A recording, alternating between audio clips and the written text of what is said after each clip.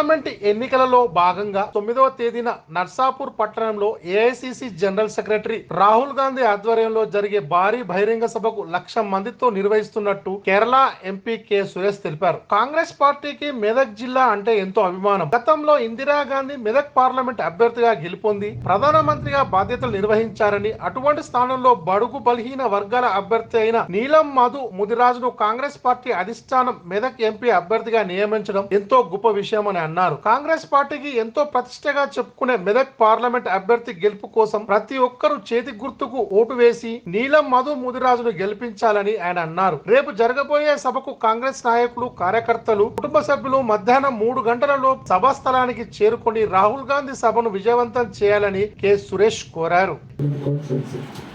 This election is most important as far as Congress party is concerned, especially in Telangana.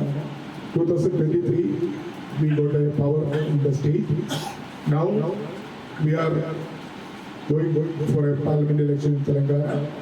We are sure that all seats will be won by Congress party in Telangana state.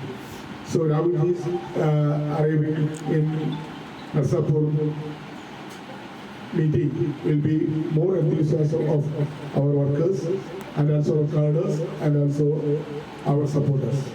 So we are expecting more than 1 lakh people were assembled here, and this is a very big show of the Congress party in Medak Parliamentary Constituency, which is held in Narsapur.